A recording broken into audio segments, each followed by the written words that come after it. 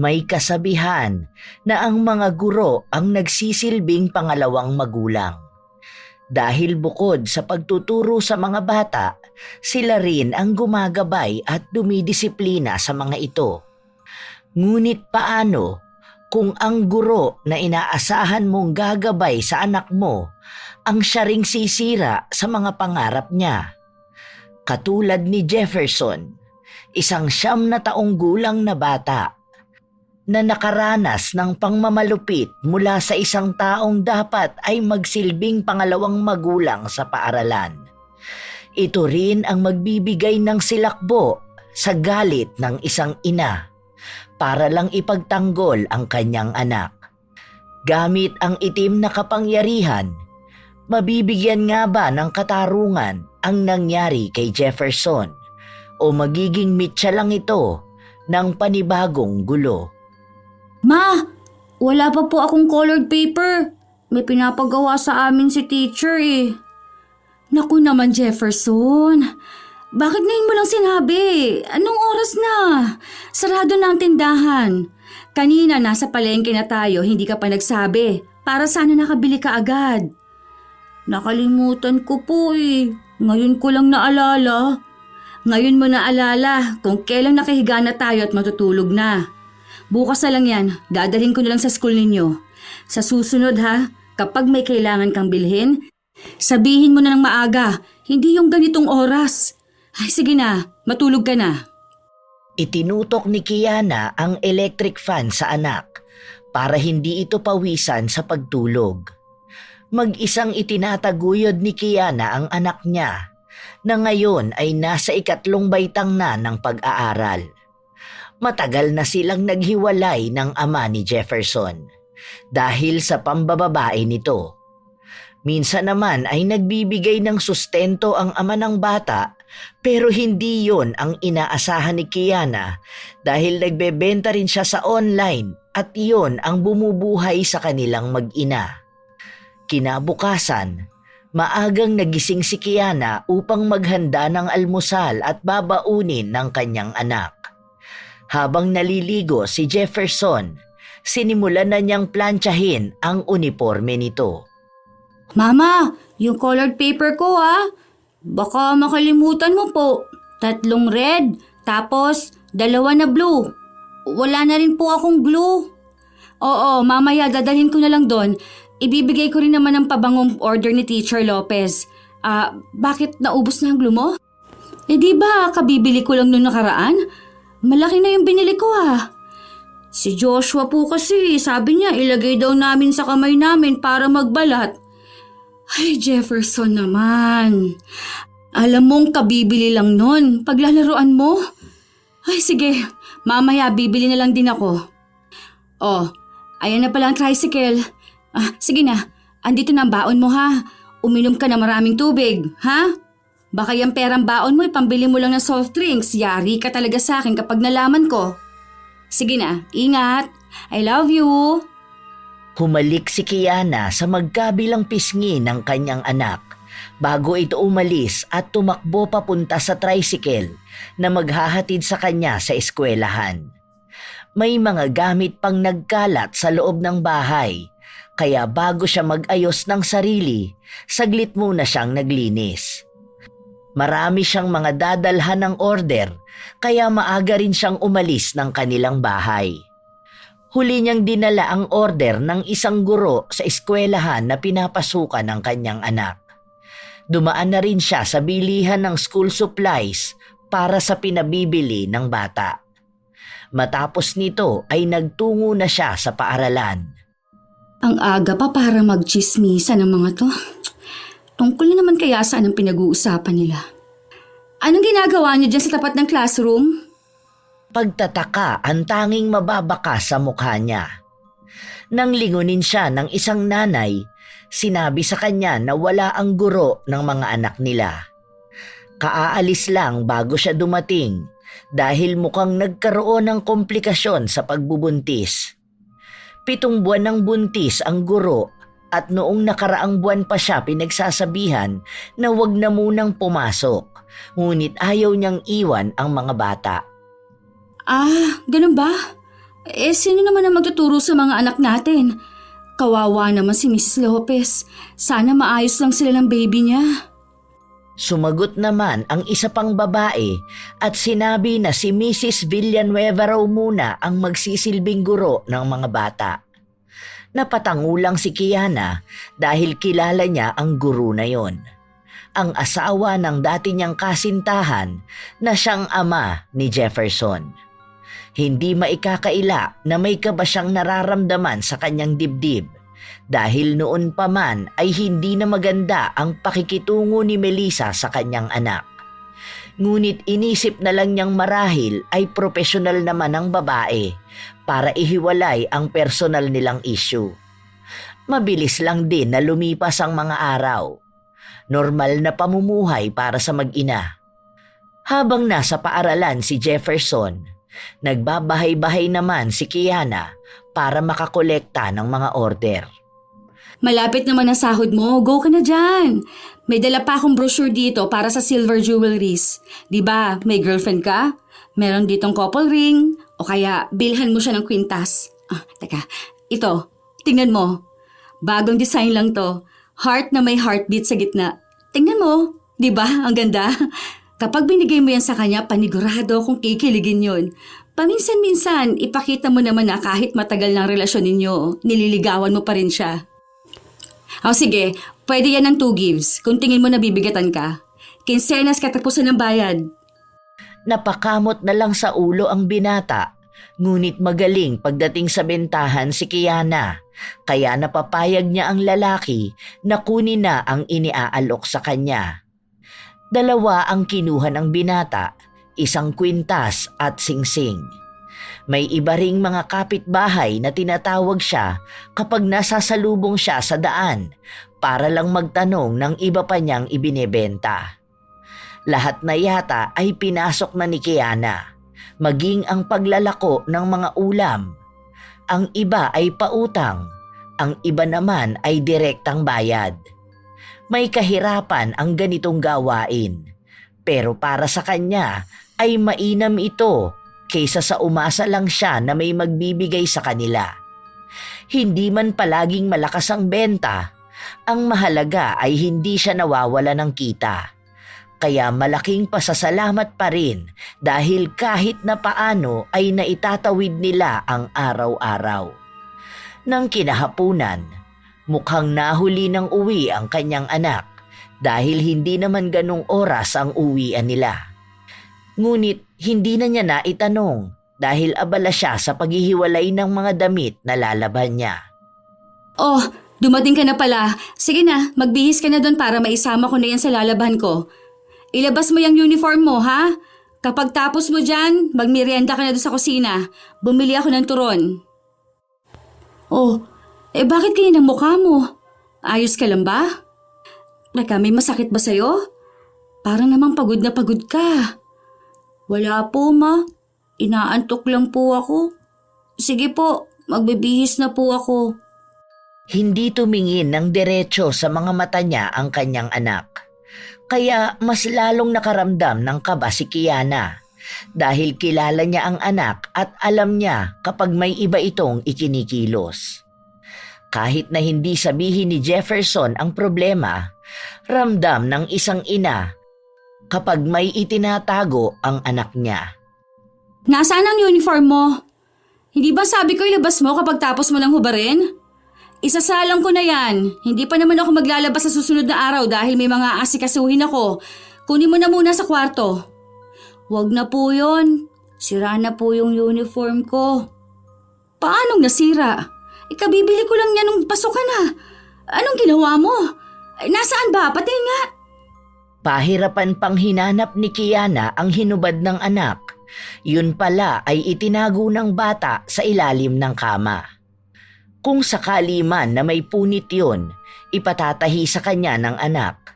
Pero mukhang may kakaiba sa uniforme niya. Kaya may takot na nararamdaman ng bata para ipakita sa ina.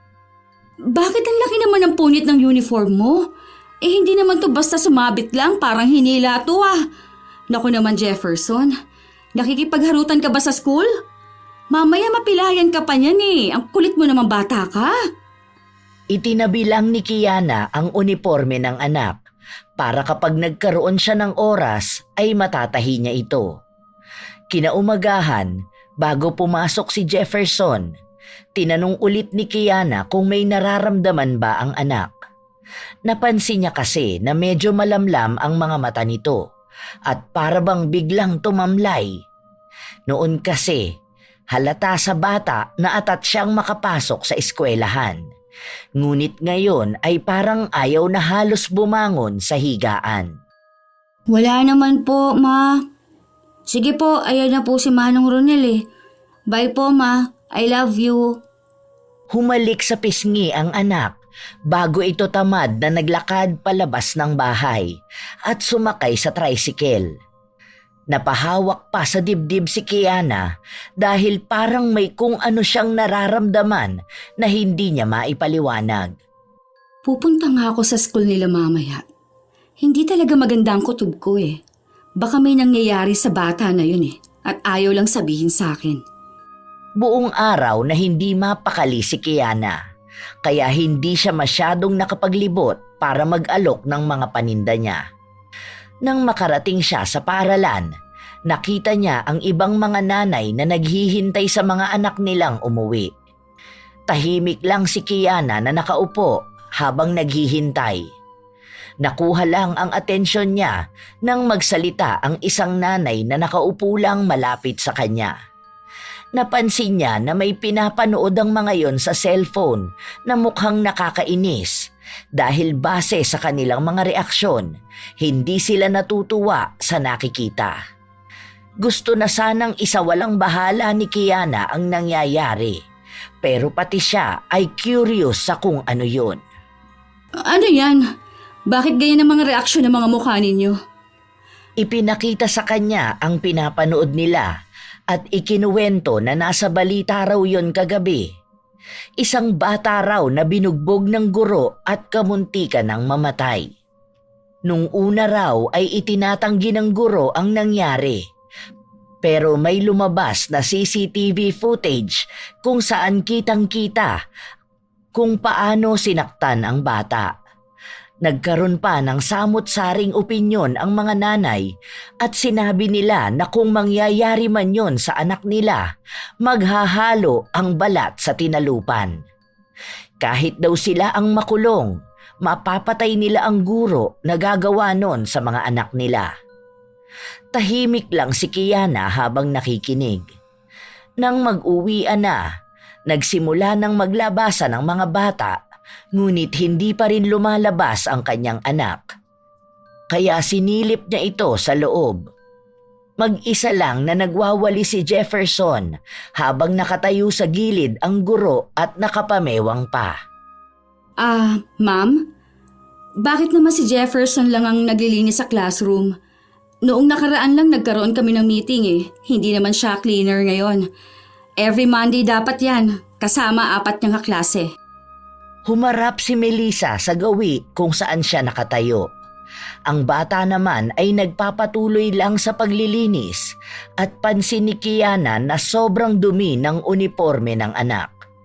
Ang kulay puting damit noong pumasok siya ay nagmistulang kulay abo na ngayon. Parang ginawang basahan. Kinu-question mo ba ang pagdidisiplina ko sa anak mo? Bakit yun naman didisiplinahin ang anak ko? Meron ba siyang nagawa? Marami. Masyadong matigas ang ulo ng anak mo. Hindi marunong makinig sa teacher. Halatang hindi nagagabayan ng tama ng magulang eh. Lalo na ng ina. Paano? Pariwara ang nanay. Kaya anong aasahan mo sa anak? Mukha namang hindi yung anak ko may problema rito eh. Mukhang ikaw ata, ma'am. At sa kanya mo lang sinisisi.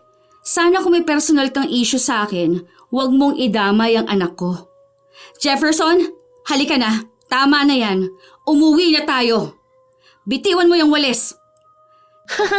Kaya hindi ako magtataka kung isang araw madadamay na yung anak mo sa mga napapatawa ng disciplinary actions.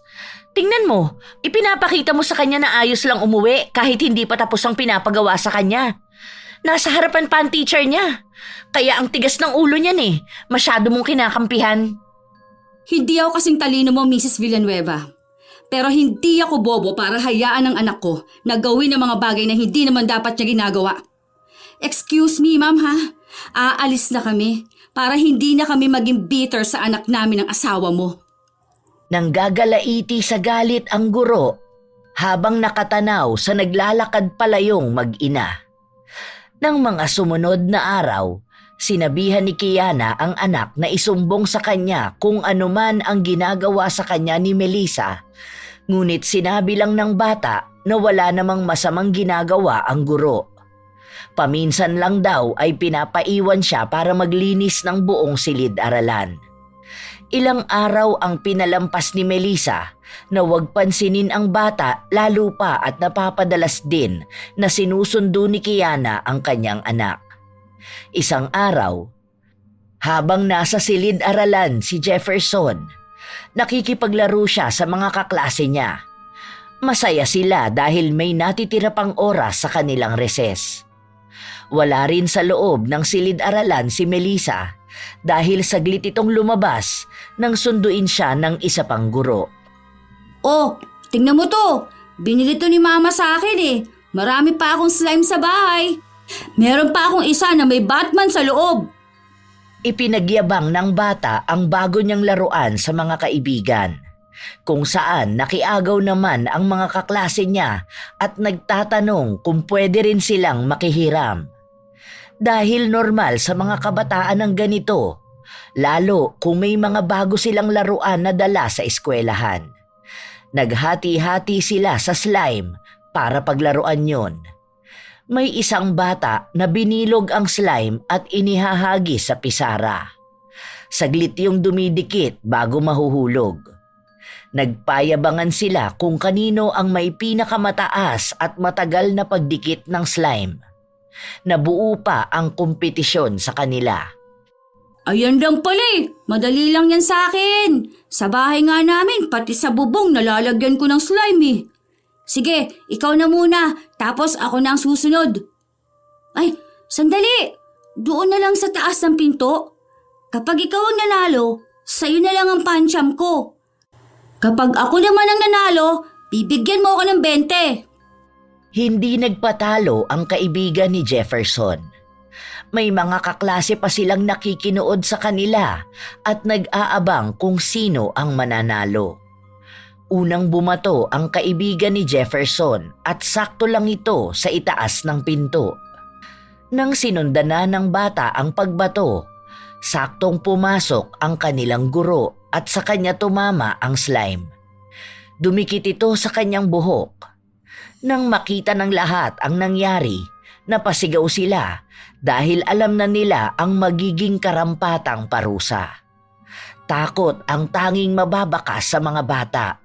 Dahil kilala na nila ang guro, wala itong sinasanto kapag nagalit. Kaya nga siya may malaking pamalo sa lamesa para lagi siyang handa sa sino mang bata na magiging pasaway sa klase. Walang ya! Sinong bumato nito? Ayan na! Dumikit na sa buhok ko! Ang hirap pa naman tanggalin ito! Buwisi talaga! Napasiksik sa kanilang kinauupuan ang mga bata habang nagwawala ang kanilang guro. Wala sa kanila ang gustong magsalita at umamin. Hindi rin naman nila maituro si Jefferson dahil nakita naman nilang hindi sinasadya ng kaklase ang nangyari. Walang magsasalita sa inyo? Sino nagbato nito sa akin? Ganon, ayaw niyong umamin. Sige, pumila kayo dyan at ihanda mga kamay ninyo. Pipit-pitin ko yan isa-isa. Sorry po, teacher. Ako po yun. Hindi ko po sinasadya. Hindi ko naman po alam na papasok na kayo. Sorry po. Ikaw talagang bata ka? Buwisit ka talaga kahit na kailan eh. Parehas lang kayo ng nanay mo na peste sa buhay ko. Halika rito. Makakatikim ka talaga sa akin. Sinasabi ko sa'yo matagal na ako nagtitimpi sa katigasan ng ulo mo eh.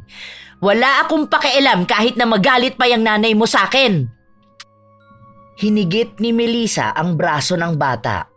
Sa paghila niya ay tumunog pa ang buto nito, kaya nakaramdam ng sakit si Jefferson. Kinaladkad niya ang bata at pinatayo niya malapit sa lamesa. Sa kanya kinuha ang pamalo niyang kahoy na ruler. Nagmakaawa pa ang bata at panay ang hingi ng tawad. Pero walang awa niya itong pinagpapalo sa tuhod at parang luyang pinipitpit ang mga daliri.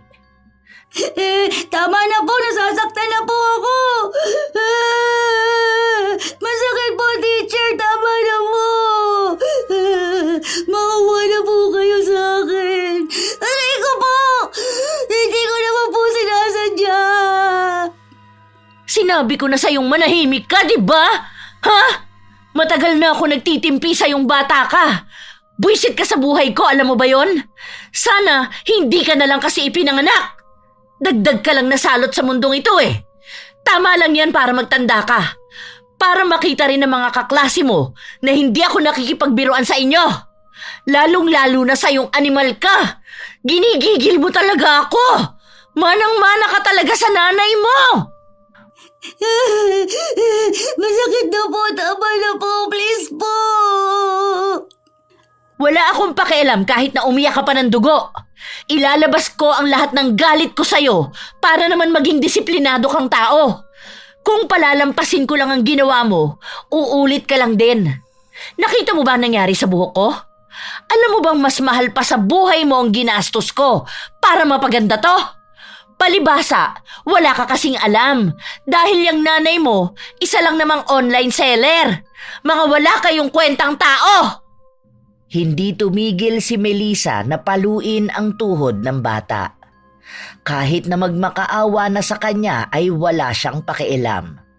Pinipigilan din siya ng ibang mga bata pero pinagbantaan niya na kung sino man ang lalaban sa kanya ay matutulad lang din kay Jefferson.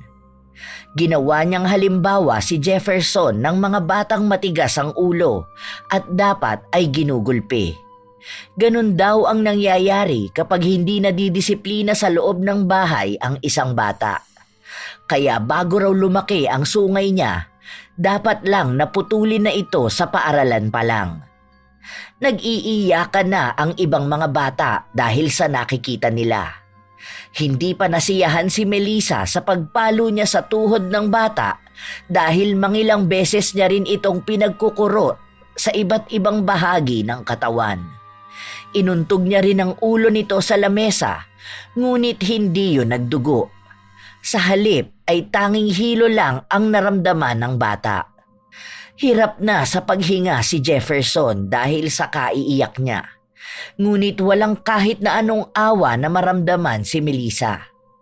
Kahit na ang daming sakit sa katawan na inabot ni Jefferson, pakiramdam niya ay hindi pa rin bawas ang galit niya. Itinigil niya na lang ito dahil sa pagod.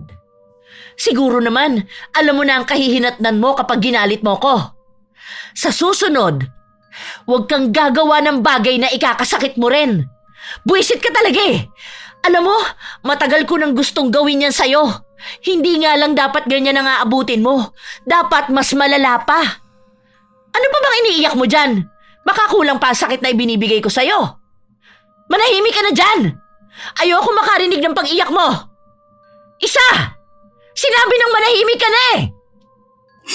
Masakit po ang ulo ko. At talagang sumasagot ka pa? Naiirita lang ako lalo sa pag-iyak mo. Mariin na tinakpan ni Melissa ang bibig ng bata at ang kuko niya ay bumaon sa pisngi nito. Dahilan upang lalong maiyak si Jefferson. Maraming masakit sa katawan niya pero hindi niya ito masabi dahil baka mas lalo lang magalit ang kanyang guro. May maliit din na bukol sa kanyang ulo at kapag nahahawakan yon ay nakakaramdam siya ng hilo. Mabigat sa dibdib ang paghikbi niya. Para bang may nakabara sa puso niya dahil sa pagpupumilit na tumigil sa pag-iyak. Wag na wag mong ipagsasabi to kahit na kanino ha, dahil makakatikim ka sa akin. Sinasabi ko sa'yo, hindi lang ito ang kaya kong gawin. At kung magsasabi ka man sa nanay mo, sinisigurado ko na pati siya madadamay sa galit ko. Hindi niyo ako kaya, tandaan mo yan. Bakas ang panggigigil sa mukha ni Melissa habang sinasabi niya ang mga salita na ito. Noon pa man ay kumukulo na ang dugo niya kay Jefferson. Lalo na at tunay na anak ito ng asawa niya. Sa katunayan ay siya ang dahilan kung bakit naghiwalay ang mga magulang ng bata. Sinabi niya noon na buntis siya at kailangan siyang panagutan ng lalaki. Dahil kung hindi niya yun gagawin, ay ipapapatay ang buong pamilya niya. Sa takot ng tatay ng bata, iniwan niya ang tunay na pamilya para lang magpakasal kay Melissa. Pero sa huli, kahit na ilang taon na silang nagsasama, hindi sila nabiyayaan ng kahit isang anak. Sa edad niya, malabo na rin na makabuo sila. Nang mag-uwian na, pinaiwan ni Melissa ang bata at kinausap ito. Wala kang isusumbong sa nanay mo, ha? Dahil sa oras na malaman kong ginawa mo yun, ipapapatay ko siya sa harapan mo mismo. Maimpluwensya akong tao, kaya wala lang sa akin ang buhay ng nanay mo. Nagkakaintindihan ba tayo? Opo. Mabuti naman. Sige na, lumayas ka na sa harapan kong anak ng demonyita ka. Nagmamadaling tumakbo si Jefferson papunta sa tricycle na sundo niya. Nagtanong pa si Manong Ronel kung ano ba ang nangyari sa kanya dahil parang may kakaiba sa mga ikinikilos niya.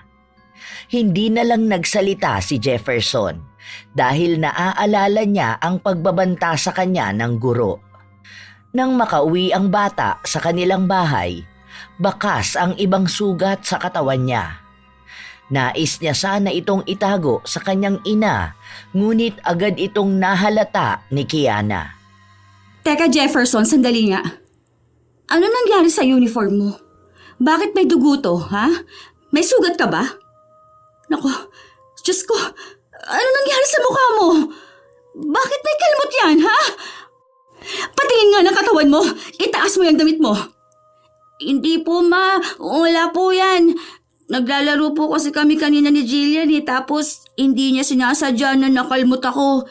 Tapos napunas ko sa uniform ko yung dugo. Sigurado ka ba? Anak, sinasabi ko sa'yo na masama ang nagsisinungaling. Hindi ba? Sabihin mo sa akin ang totoo. Sino ang may gawa niyan? Huwag kang matakot. Kakampi mo ako. Alam kong hindi yan kuko ng bata. Masyadong malalim at malaki yan. Ang teacher mo ba ang dahilan kaya may sugat ka? Halika nga rito. Titingnan ko yung katawan mo. Wag po. Wag niyo pong hawakan ang ulo ko. Masakit po. Nako, bakit may bukol ka sa ulo? Ano bang nangyayari sa'yo bata ka? Sabihin mo sa akin kung anong ginawa sa'yo ng teacher mo. Nauntog po ako sa upuan ko kanina. Anak, magsabi ka ng totoo kay mama. Hindi kumibo si Jefferson. Hindi rin siya makatingin ng diretso sa kanyang ina. Nakokonsensya siya sa pagsisinungaling niya dahil sa kanyang inaasta. Alam ni Kiana na may itinatago sa kanya ang anak. Hindi ganon si Jefferson dahil lahat ng nangyayari sa kanilang paaralan ay ikinukwento niya kapag nakauwi na siya. Ngunit ngayon, wala na siyang naririnig na kaganapan sa kanilang paaralan dahil halos iwasan na ng anak ang usapan na yun. Kinabukasan, hindi nakapasok ang bata dahil nagising na lang siya na inaapoy ng lagnat. Sa pag-aalala ni Kiana, dinala niya kaagad sa ospital ang anak upang masuri ang kalagayan.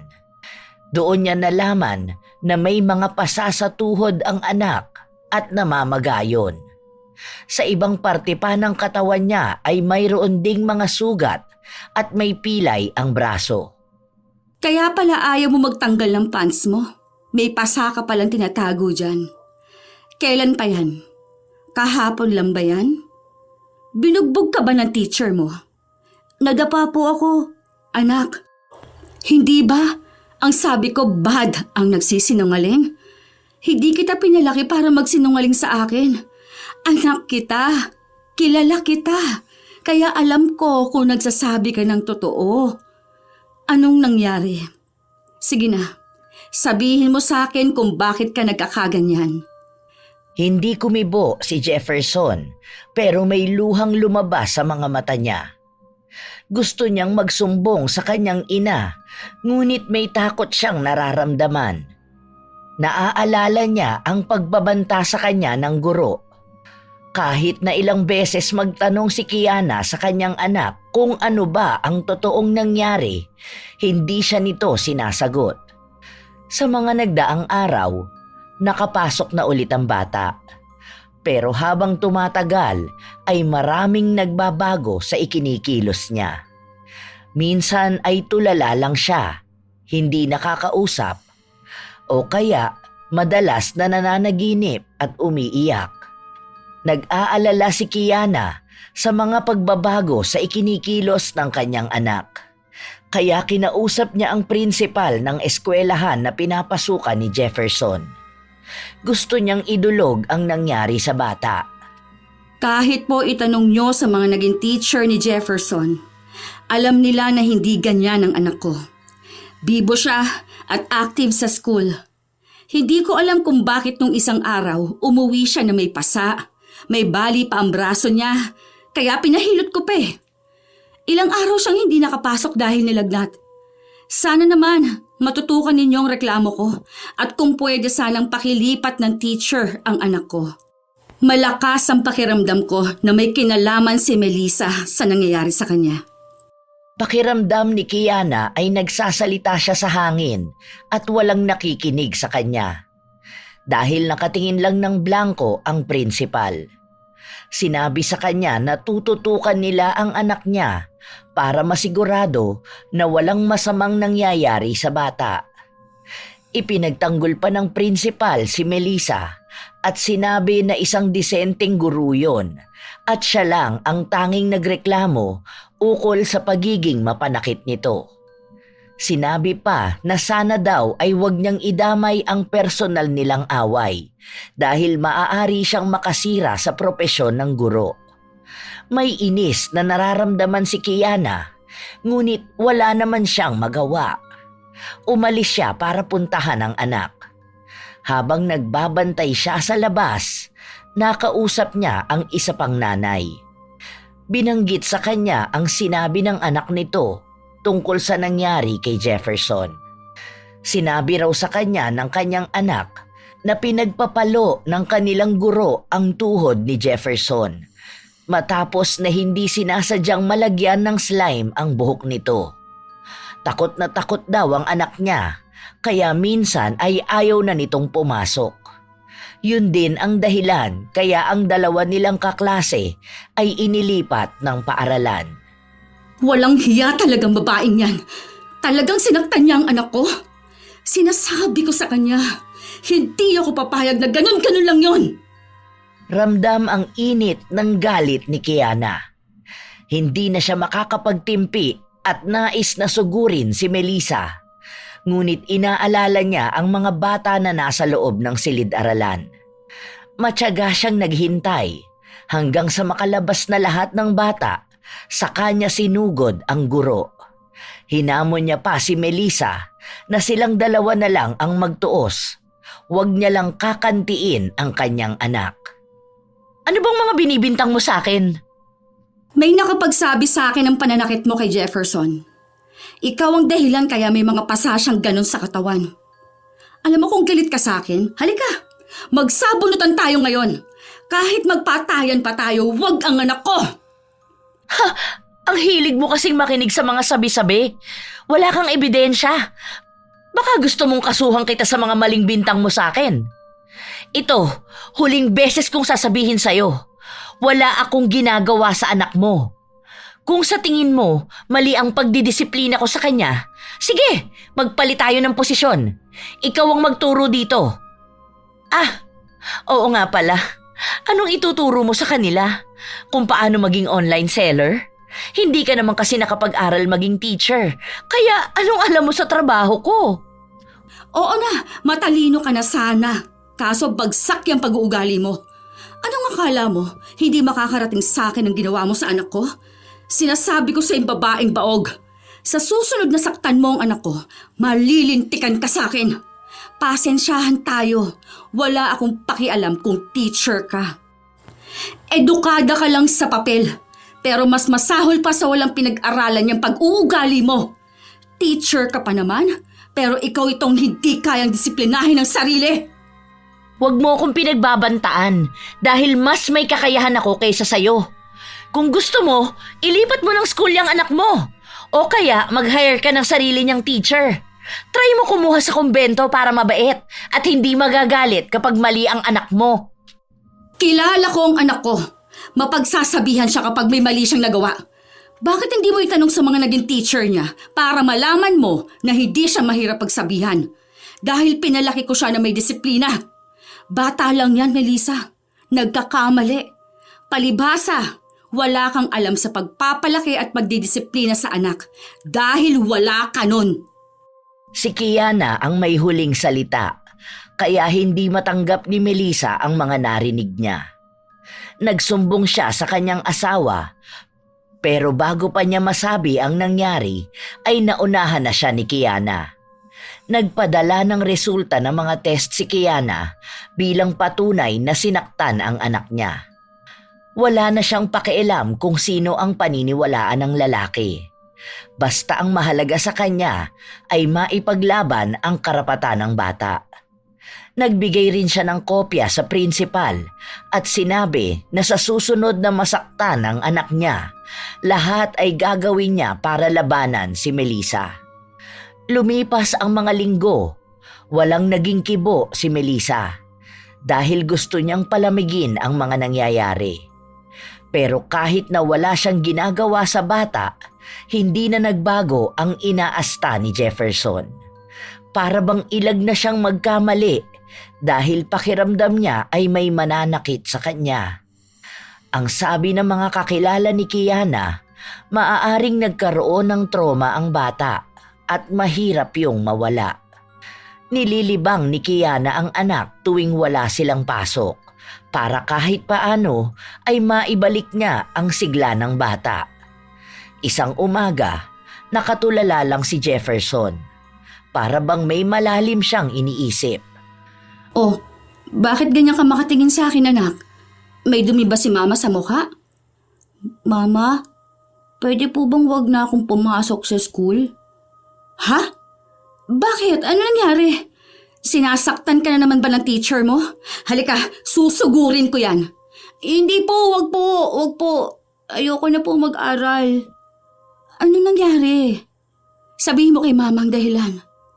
Malambing na hinawakan ni Kiana ang kamay ng anak para iparamdam na ligtas siyang sabihin ang anumang nararamdaman niya. Ngunit nakatingin lang ang bata sa kanyang mukha at ilang sandali pa ay umiyak na ito. Ikinuwento niya ang nangyari noong isang araw. Pinagalitan daw siya ng kanilang guro at pinalabas siya para tumayo sa ilalim ng arawan. Parusa daw yon sa kanya dahil hindi siya nakasagot sa itinanong sa kanya. At ang sabi niya pa ay bobo naman daw siya, kaya bakit pa siya papasok sa paaralan? Palagi raw sinasabi sa kanya ng guro ang mga salita na yon. Huwag na raw siyang magsayang ng oras sa pagpasok sa paaralan dahil wala rin namang mangyayari sa mga pangarap niya kung mananatili lang ding walang laman ang utak niya. Hindi totoo ang mga sinasabi niya sa'yo. Bata ka pa at lahat ng bagay ay kaya mo matutunan. Kaya ka nga pumapasok sa school para matuto at mabigyan palalo ng magandang laman ang utak mo. Hindi ka bobo dahil walang taong bobo. Hayaan mo, gagawa ng paraan si mama para sa ganyang problema. Basta palagi mo lang iisipin ang mga pangarap mo. Paano ka magiging piloto kung hindi ka papasok sa school? Pero kasi bobo nga po ako. Shhh! Huwag mong pakinggan yon. Hinatid ni Kiana ang anak upang magpunta sa principal at magreklamo. Pero wala siyang napala dahil ang mga nirereklamo niya ay isa lang daw pagdidisiplina sa bata. Wala naman daw masama sa ganoong gawain dahil noong kapanahunan daw niya ay mas malala pa ang ginagawa ng kanilang mga guro. Bakit daw masyadong sensitibo ang mga magulang sa pagpapangaral ng guro sa kanilang mga anak? Parang wala na silang kalayaan na bigyan ng tamang leksyon ang mga bata. Hindi naman po yata makatarungan ang katwiran nyo. Kung alam nyo lang ang nararamdaman ng anak ko, maiintindihan ninyo ako. Bata pa yan. Ilang taon pa lang ba yan para makaranas ng physical at mental abuse? Huwag ninyong ikatwiran ang panahon ninyo sa panahon ngayon. Alam nyong marami na tayong batas ngayon. Kung pagdidisiplina lang sa bata, wala akong problema doon. Pero sana, maayos na pagdidisiplina ang gawin ninyo. Hindi yung nagkakaroon ng malaking impact sa bata para mawala ng gana sa pag-aaral. Anong gusto ninyong disiplina ang gawin ng teacher niya sa kanila, ha? Dapat ba naghihingalo na ang bata para lang masabi niyang disiplinado na sila? Maraming paraan para bigyan ng leksyon ng mga bata kapag nagkakamali. Sana hindi yan maranasan ng anak ninyo. Dahil para na rin binuli ang anak ko ng taong mas matanda ang utak kaysa sa kanya. At sana, wag niyang sabihin na bobo ang batang tinuturuan niya. Kaya nga namin ipinasok sa school ang anak namin para matuto. Kailan pa naging parte ng pagdidisiplina ang mag-discourage ng bata sa pangarap niya at ipangalanda ka namang siya? Sige nga, para kayong hindi dumaan sa pagkabata para magsalita ng ganyan. Nagalit ang prinsipal dahil sa katwiran ni Kiana. Pinapalabas pa siya ng opisina at sinabihang bastos at walang modo. Baka raw atakihin siya sa puso dahil sa pangmamaliit niya sa ginagawang sakripisyo ng mga guro para sa mga anak nila. Bago umalis si Kiana, may huling salita pa siyang sinabi. Malaki ang respeto ko sa mga guro. Hindi ibig sabihin na nagrereklamo ako sa isa. Dinadamay ko na ang lahat ng sakripisyo at paghihirap na ginagawa ng mga guro. May mga matitino at nagbibigay ng dedikasyon sa propesyon nila. Pero hindi mo maiiwasan na may katulad ni Melissa na hindi alam ang pagiging edukada at may katulad mong mas pinapanigan ng mali. Pasensya na po ma'am ha, kung nasasaktan kayo at ayaw tumanggap ng katotohanan. Umalis ng opisina si Kiana. Sa mga sumunod na araw, nagdoble kayod siya para makaipon ng pera. Gusto niyang ilipat ng paaralan ang kanyang anak sa susunod na pasukan. Halos lahat ng pagkakakitaan ay pinasok na niya. Wala naman kasi siyang mga magulang na tutulong sa kanya. Ang mga kapatid niya ay hindi naman mayaman para matulungan siya. Sa paglipas ng mga araw, pinapatatag ni Kiana ang loob ng kanyang anak at ipinangako na kahit anong mangyari ay poprotektahan niya ito.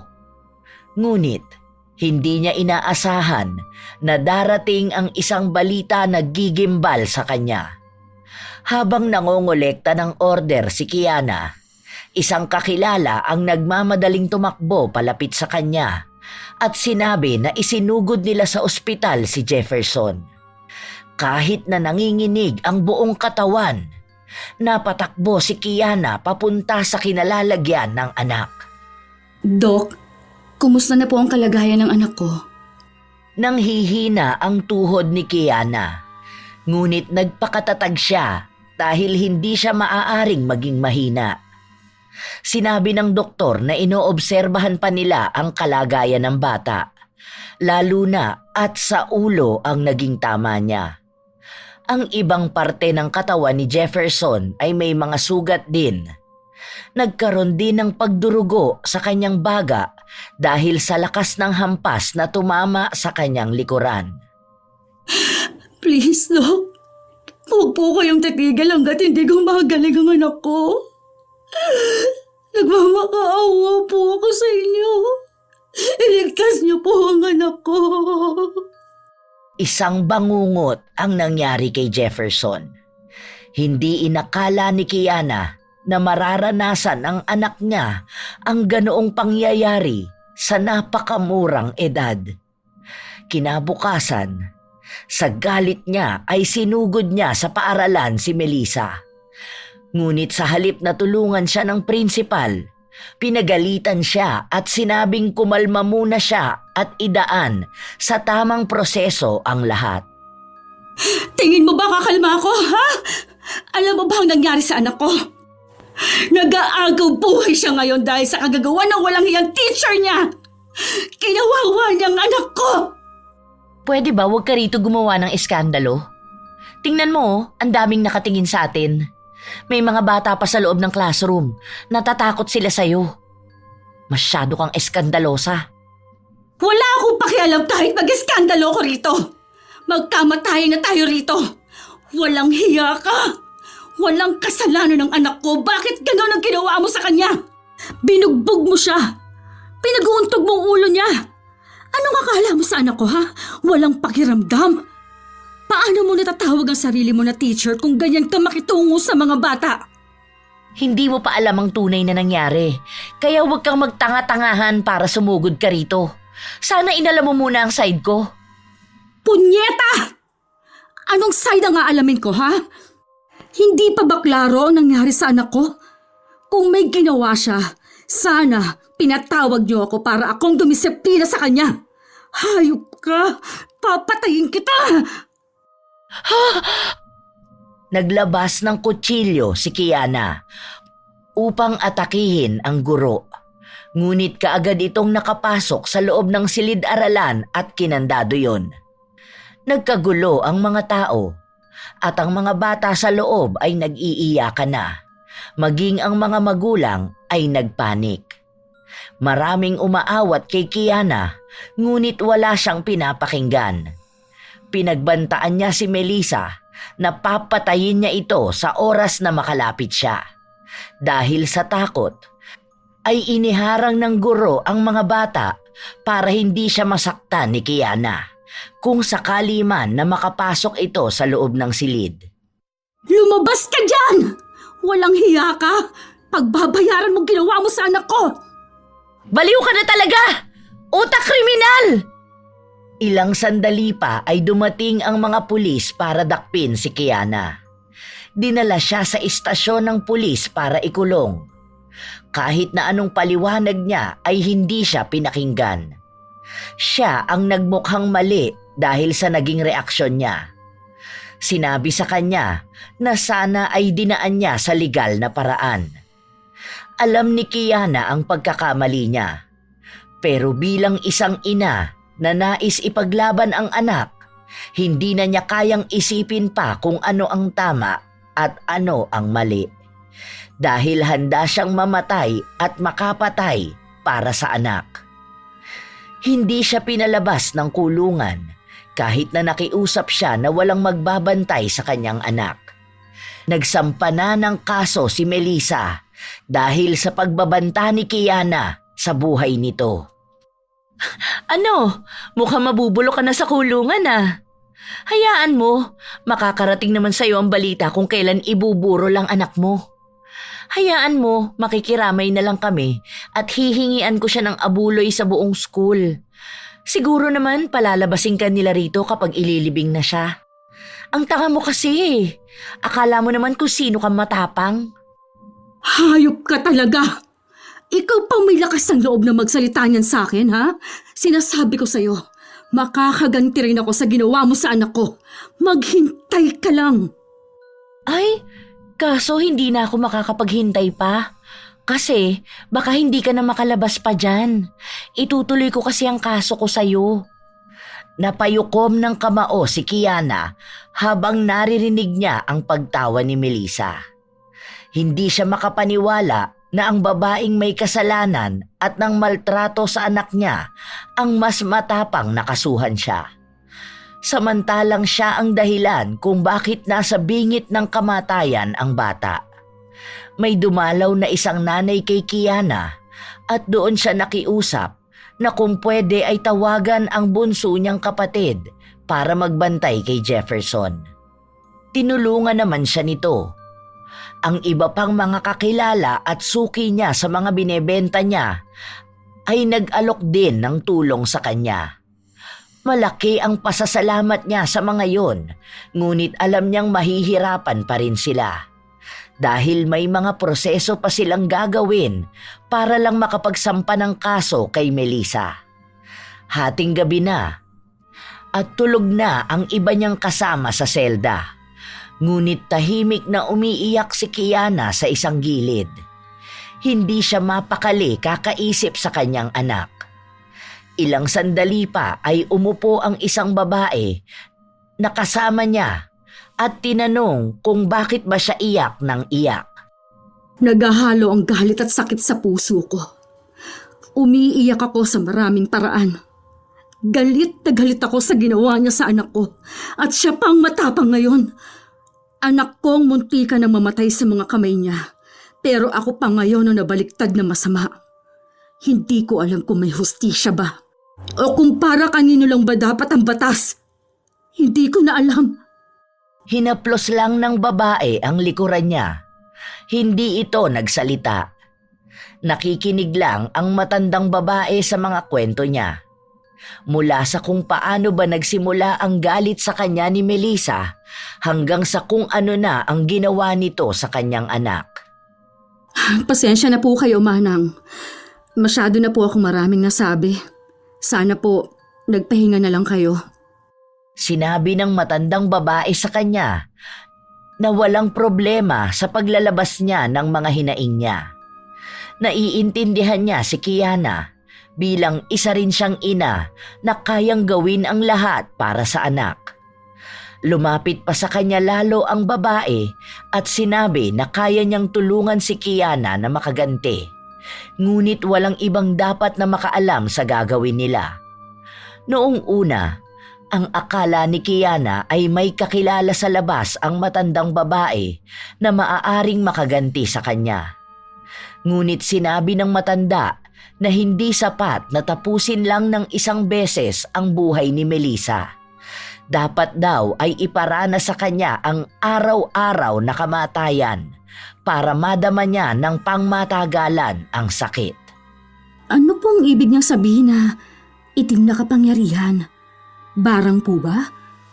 May kakilala po kayo na marunong mambarang? Inamin ng babae na siya mismo ay marunong nun. Hindi na niya kailangan ng kahit na anong kagamitan sa pangbabarang dahil sa tagal na niyang ginagawa yon. Nakuha niya ang kalakasan para mapasunod ang itim na kapangyarihan sa pamamagitan lang ng tingin at ng hangin. Kaya niyo po bang gawin yon para sa akin? Gusto kong pagsisihan niya ang ginawa niya sa anak ko. Hindi ako papayag na magiging malaya lang siya matapos niyang parusahan at saktan ng gano'n ang anak ko. Tinanong sa kanya ng matanda kung ano ang buong pangalan ng babaeng babarangin nila. Kaya sinabi yon ni Kiana.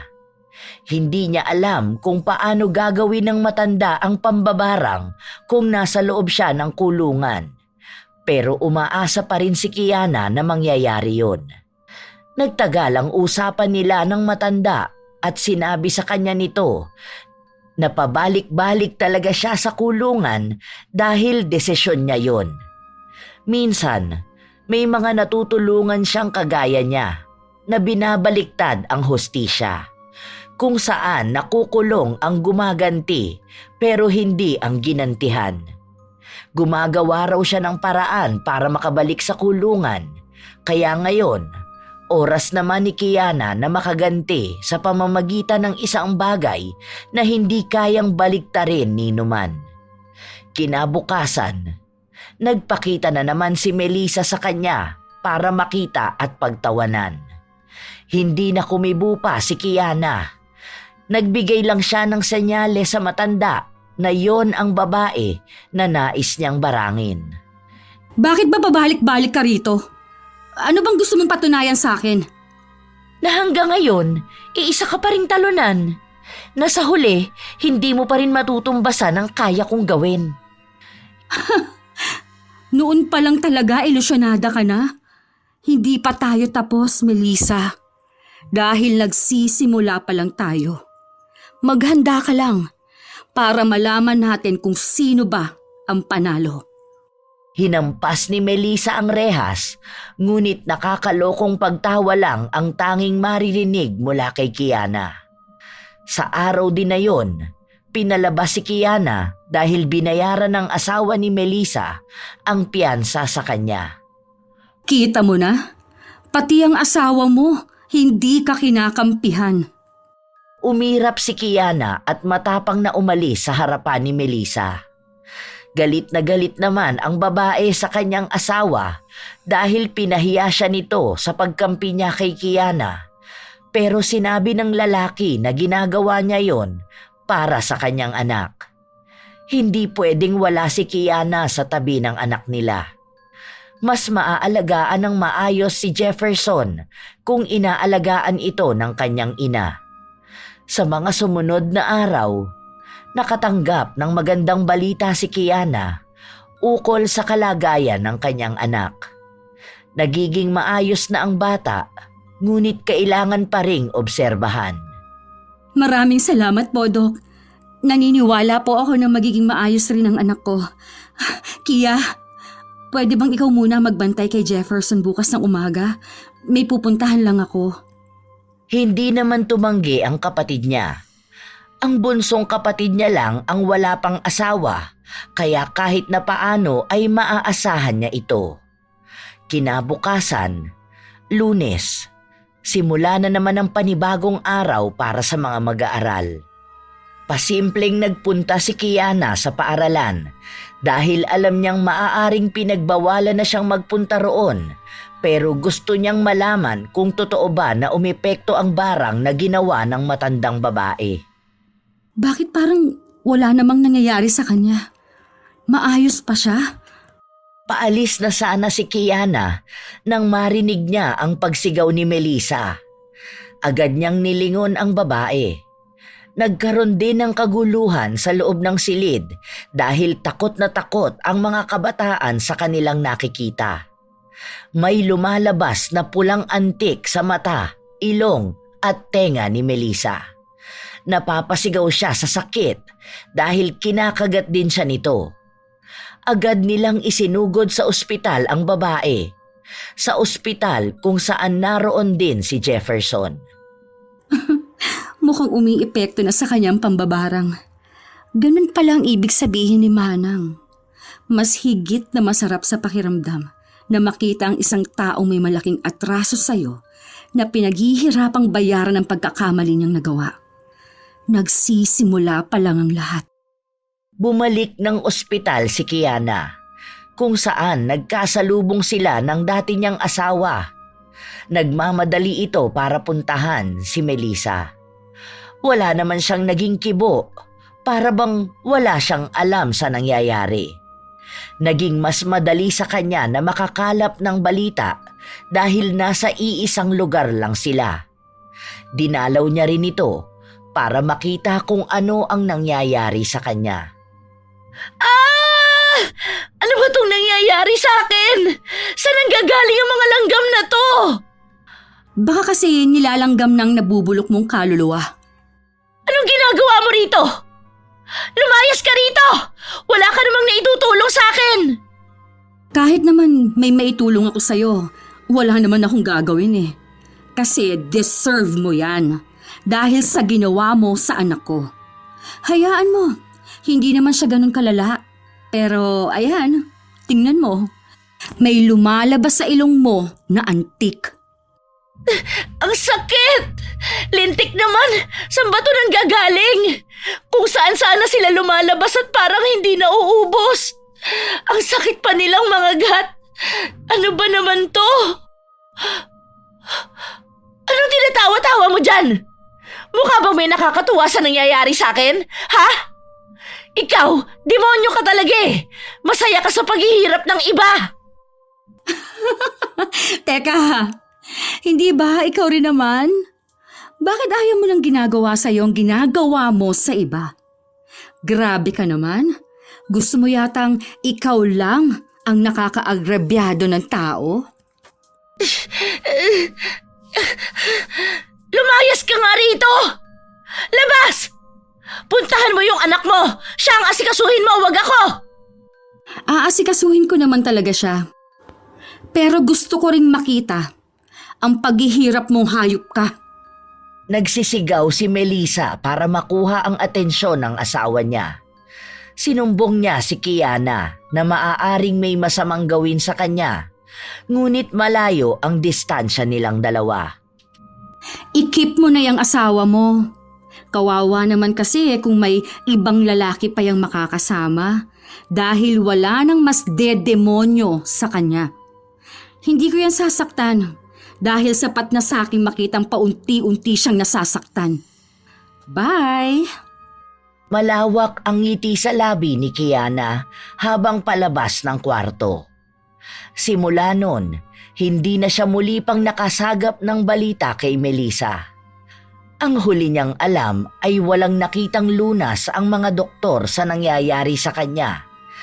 Kahit ang dahilan kung bakit may mga antik na lumalabas sa kanyang mata, ilong at tenga. Wala silang makitang kakaiba. Sa paglipas ng mga linggo, naging maayos ang kalagayan ni Jefferson. Nakauwi na sila ng bahay pero kinailangan muna niyang huminto sa pag-aaral para magpagaling ng tuluyan. Hindi na inungkat ni Kiana ang katanungan kung anong nangyari dahil ayaw niyang ipaalala sa kanyang anak ang masalimuot na nangyari sa kanya. Mama, alam mo po, may sinabi sa akin si Juliana. Di ba nagpunta siya dito kanina? Naglaro kami. Oh, ano naman ang sinabi niya?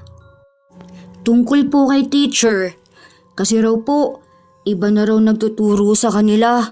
Hindi na raw po siya pumapasok kasi daw nilalanggam siya.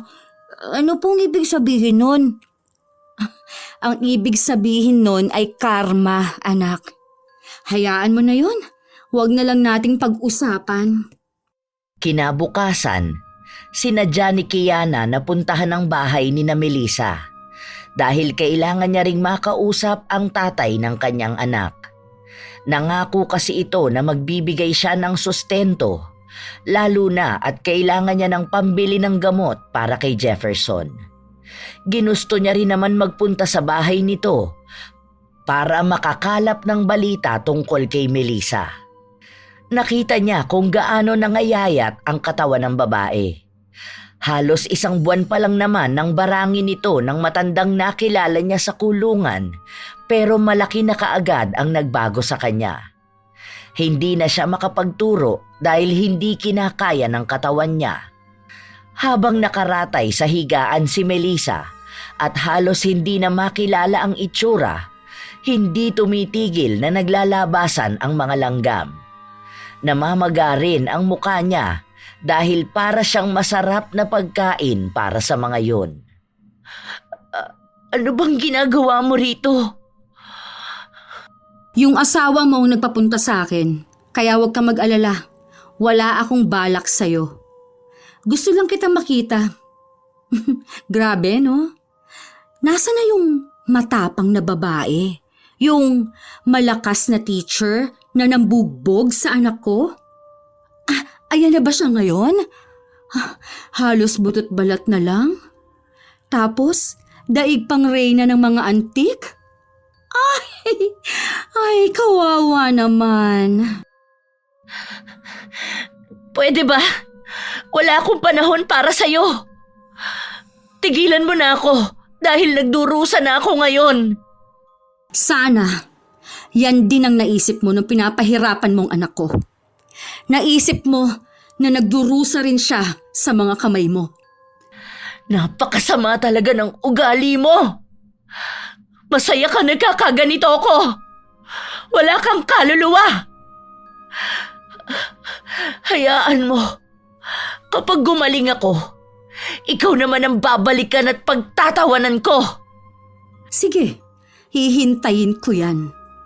Pero meron akong sasabihin sa'yo. Secret lang natin, ha? Alam mo ba na ang sarap makitang kinakarma ka? Oops! Ang sama naman ng ugali ko. Mukhang nasapawan ko ang kademonyohan mo, ha? Hayop ka talaga! Malakas ang pakiramdam kong may kinalaman ka rito. Siguro, sinanla mo na ang kaluluwa mo sa demonyo. Hoy, hindi ha. Hindi ko naman sinanla sa iyong kaluluwa ko. At talagang nagagawa mo pang maging pilosopo? Wala ka talagang utak! Boba! Lumayas ka sa pamamahay ko! Sa sobrang talino mo, pinapak na tuloy ng mga langgam ang utak mo. Talagang aalis na ako. Buo na ang araw ko sa mga nakikita ko. Hindi na naalis ang mapang-asar ng ngiti ni Kiana.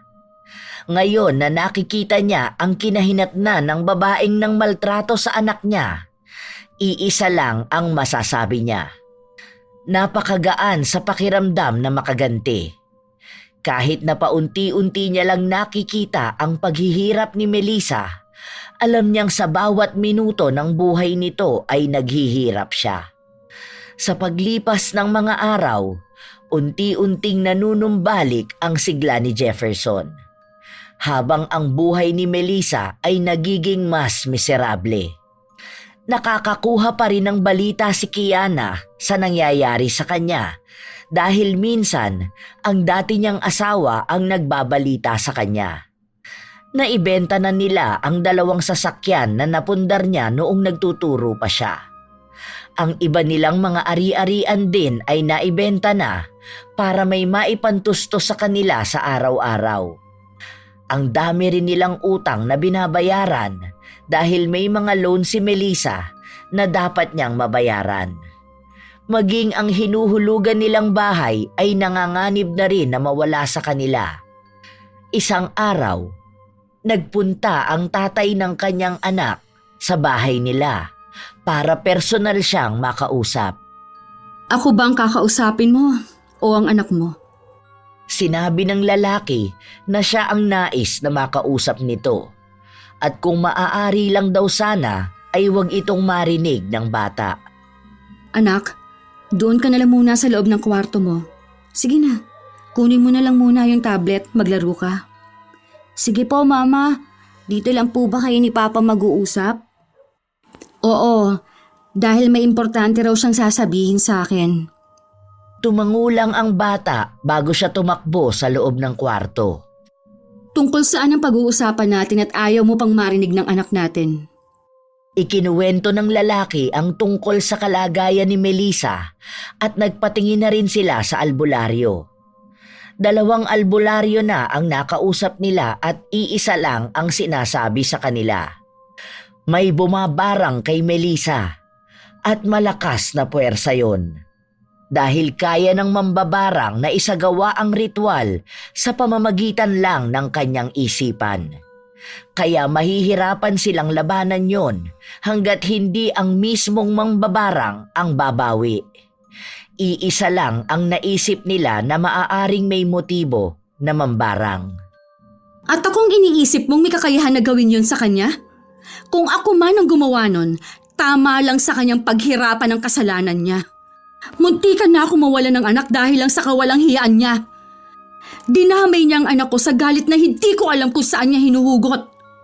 Kaya kung sakali man na pinagawa ko yan sa kanya, at least ako may galit na pinaguhugutan. Nagmakaawa ang lalaki na bawiin na niya ang pambabarang dahil araw-araw na silang pinahihirapan sa mga nangyayari. Wala nang natira pa kay Melissa. Hindi na siya makapagtrabaho. Ang pinaghirapan nilang mga gamit ay ibinebenta na nila. Hindi na rin nila alam kung ano pa ang mga susunod na problemang darating sa kanila. Lumuhod na rin sa harapan ni Kiana ang dating kasintahan para lang sa kapatawaran, ngunit matigas ang puso niya. Ikaw ang humihingi ng tawad sa kasalanan niya? Samantalang siya, hindi alam ang pagkakamali niya? Tama na tong ginagawa mo. Huwag mong saluhin palagi ang pagkakamali niya. Hayaan mo siyang humingi ng tawad para sa sarili niya. Dahil walang magbabago kung babalik siya sa dati. Uulitin niya lang yun. Maaaring hindi sa anak ko, pero sa ibang bata na walang kakayahan na labanan siya. Paano kung may mapatay siya? Ha? At magmamayabang pa siya? Sa halip na tanggapin ang mali niya? Pasensya ka na, pero hindi ako magpapatawad sa isang taong mataas ang tingin sa sarili. Hindi ko kaya. Nagtanong pa ang lalaki kung ano ba ang kailangan niyang gawin dahil maging siya ay nahihirapan ng alagaan ang asawa niya. Pagod na siya sa lahat dahil mas lumala pa ang kalagayan ni Melissa. Parang araw-araw pinaparanas kay Melissa ang walang hanggang kamatayan at sakit. Madalas siyang sumisigaw dahil bawat parte ng katawan niya ay nilalabasan ng mga pulang langgam. May maliliit at may malalaki. Tinatanong mo ko kung hindi pa ba malaking kabayaran ang mga nawala sa inyo? Ang mga material na bagay na yan ay kaya pang mabawi. Pero kung natuluyan ng anak ko, tingin mo ba magagawa pang maibalik yun? Oo, nagpapasalamat ako na maayos na siya. Pero hindi ibig sabihin nun na kaya ko na magpatawad. Kaya umalis ka na rito dahil hindi ko maibibigay ang hiling mo. Hayaan mo siyang pagdusahan araw-araw ang karma niya. Pinagtulakan ni Kiana ang dating kasintahan palabas ng bahay. Pinagsabihan niya ito na kung gusto na niyang putulin ang ugnayan nila ng kanyang anak dahil lang sa nangyayari kay Melissa ay malaya niyang gawin. Pero wag na wag niyang ipagpipilitan kay Kiana na patawarin ang asawa niya kung mismong si Melissa ang hindi tatanggap at magbabayad sa ginawa niya. Nang gabing yon, mulat ang mga mata ni Kiana. Nais niya matulog ngunit may kung anong bumabagabag sa kanyang isipan. Bakit ba kasi nagpunta pa rito? Hindi naman dapat ako nakukonsensya dahil ang taong may kasalanan nga, hindi marunong makonsensya. Baka po kasi hindi naman talaga ganun kasama ang ugali nyo para magtanim ng galit. Gising ka ba? Akala ko natutulog ka na. Narinig ko po kayo ni Papa nag-uusap kanina. Hindi ba sinabi ko sa'yo na kapag usapang matatanda huwag kang makikialam? Nakikinig lang naman po eh. Hindi ko rin naman po naiintindihan yon. Pero sana po makapag-isip kayo ng maayos. Pero kung para po sa akin, gusto ko po matahimik na ang lahat. Mahigpit na yakap ang ibinahagi ng bata sa kanyang ina habang nakahiga sila. Kinaumagahan, iniisip pa rin ni Kiana ang mga nangyayari. Habang nagpapatuloy siya sa paglalako ng mga binebenta niya, bigla na lang pumasok sa utak niya ang sinabi ng kanyang anak. Binalikan siya sa bahay ng dating nobyo at laking gulat niya nang kasama nito si Melissa. Nasa wheelchair ito habang mas malaki ang ibinagsak ng katawan kaysa nung huli niya itong nakita. Nalalagas na rin ang buhok nito at may mga langgam pa rin na lumalabas sa katawan. Ang iba ay hindi na nila matanggal dahil pabalik-balik lang din naman yun. Pwede ba kitang makausap kahit na saglit lang? Tatanggi sana si Kiana, ngunit hinawakan siya sa kamay ni Melissa. Hinawi niya rin pabalik ang kanyang kamay at pinagpagan ang langgam na kumapit sa kanya. Bakit ba dinala mo pa yan dito? Hindi ba sinabi ko na sa'yong hindi na magbabago pa ang desisyon ko? Hindi ako magpapatawad. Naiintindihan kita. Alam ko ang galit na nararamdaman mo. Alam kong mahirap na akong patawarin dahil sa nagawa kong pagkakamali. Pero gusto ko pa rin humingi ng tawad. Sana hindi pa huli ang lahat para maitama ko ang lahat ng pagkakamali ko. Parang awa mo na. Bigyan mo ko ng isa pang pagkakataon. Paano ako maniniwala na bigla kang bumait? Ano, nagpapanggap ka lang ba para kapag naging maayos ka na, saka mo naman ako babawian? Itigil mo na yan, utang na loob. Dahil alam kong sagad sa buto ang kasamaan mo. Kapag nabawi mo ng lahat, babalik ka lang sa kasamaan mo. Kaya umalis ka na rito. Malika, hindi ako nagpapanggap na mabait. Ilang beses ko na itong pinag-isipan. Hindi ko pala kayang maging malakas palagi. Nagsasabi ako ng totoo at tunay ang paghingi ko ng tawad sa'yo. Hayaan mong bumawi ako. At gusto ko rin humingi ng tawad kay Jefferson. Hindi mo na kailangan makausap pa ang anak ko. Dahil alam kong magpapaawa ka lang sa kanya. Utang na loob, umalis na kayo! Hindi kita pipilitin na magpatawad ka agad. Pero sana lang magkaroon din ng puwang sa puso mo ang pagpapatawad. Sana, Kiana. Tumalikod si Kiana upang hindi na niya makausap pa ang mag-asawa. Wala na siyang balak pang makipaglokohan sa kanila. Hindi pa niya tanggap at hindi pa niya kaya ang pagpapatawad. Ilang araw ang lumipas, wala siyang nakuhang kahit na anong balita tungkol sa dalawa. Hindi na siya kinukulit ng asawa ni Melissa na mukhang sumuko na rin dahil sa ilang beses niyang pagtanggi. Ang akala ni Kiana ay magiging maayos na ang lahat.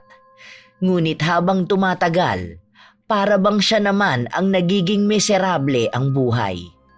Hindi sa forma ng sakit o kahirapan, ngunit sa damdamin. Gabi-gabi siyang binabagabag ng mga katanungan at araw-araw siyang hinahanapan ng kapatawaran. Bakit ba ganito ang nangyayari sa akin? Hindi naman akong may ginawang mali sa kanila pero bakit parang pati ako nadadamay? Naguguluhan na ako. Nahihirapan ang damdamin ko.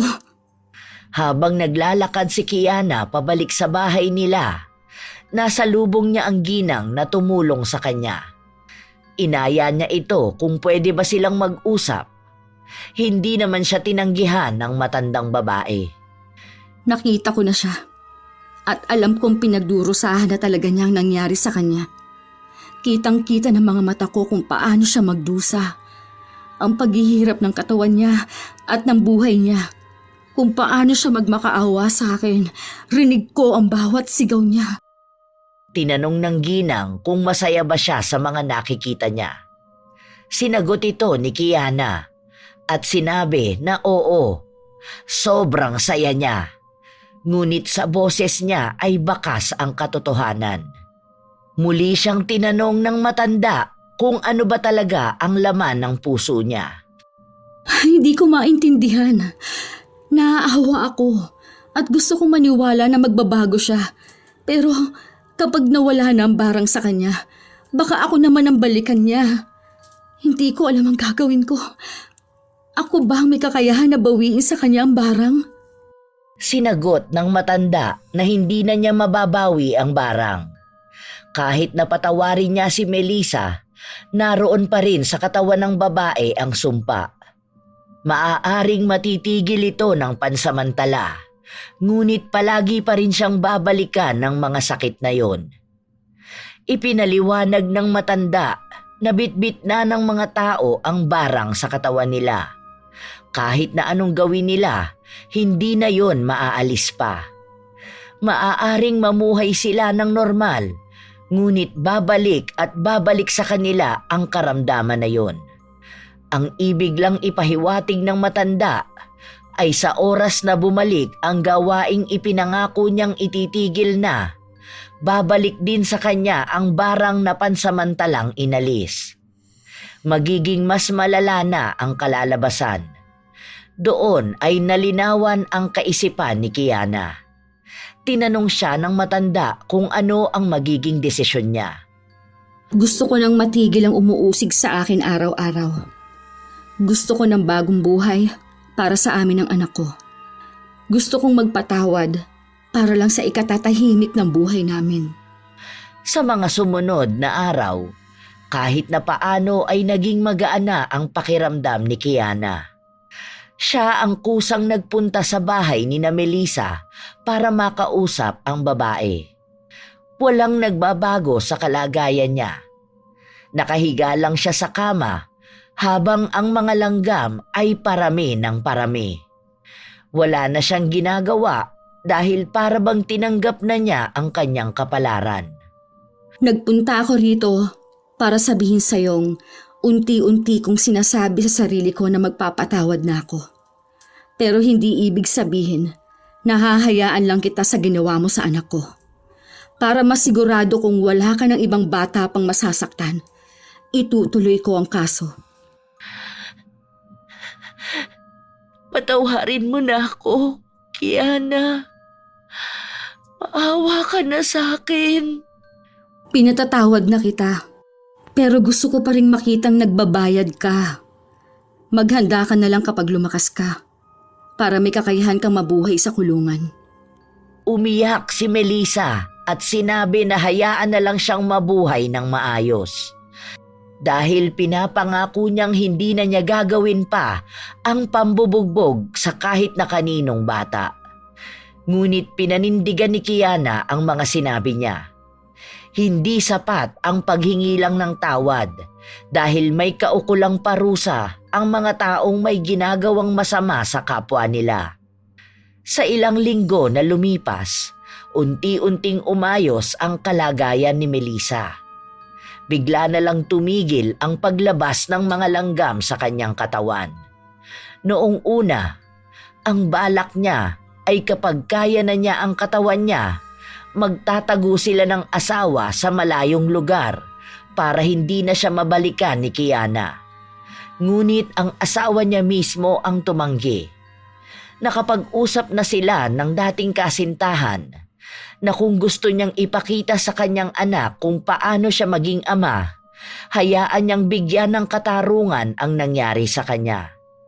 Dahil kung hindi sila lalaban, paano na lang ang ibang magulang at anak na makakaranas ng pagmamalupit? Paano kung ang mga susunod na biktima ay hindi kayang lumaban sa paraan ng pakikipaglaban ni Kiana? Nagtuloy-tuloy ang kaso hanggang sa natanggalan ng lisensya at nakulong si Melissa. Ganito pala ang pakiramdam kapag nakamit mo ng maayos ang hustisya. Sana matuto ka na ng tuluyan na hindi sa lahat ng oras ikaw ang palaging mas mataas. Sana wala nang mga batang makaranas ng mga ginawa mo sa anak ko. Hindi ko na kailangang hingiin pa ang side mo dahil ito na rin naman ang huling beses na magkikita tayo. Hindi pa man nakakapagsalita si Melissa ay umalis na si Kiana. Yun lang ang hinihintay niyang makita. Ang tuluyang mabigyan ng karapat-dapat na pataw sa kasalanan na ginawa ng dating guro. Sa paglipas ng mga araw, buwan at taon, naging maayos na ang lahat sa buhay nila. May mga kaunting balita na natatanggap si Kiana tungkol kay Melissa dahil minsan ay kusa itong sinasabi ng tatay ng kanyang anak. Ngunit hinahayaan na lang niya ito. Happy birthday, Jefferson! Dati, baby boy lang kita. Ngayon, 15 ka na. Ay, parang ang bilis ng panahon, ha? Ang bilis po ng panahon, pero hindi niyo po ako pinabayaan. I love you, Mama. Ay, sus! Ang lambing pa rin ng baby ko, ha? Sa susunod niyan, iba nang lalambingin mo. Si Mama naman, nang aasar pa. Malawak ang ngiti ni Kiana habang nakatingin sa kanyang anak.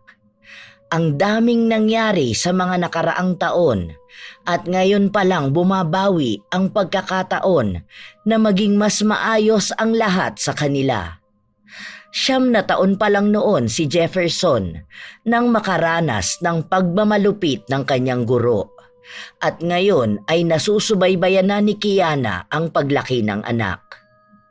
Ang madilim na kwento ng kanilang mga buhay ay nais nilang iwan sa nakaraan. Nakuha na nila ang hustisya dahil pinagbabayaran na ni Melissa ang kanyang kasalanan.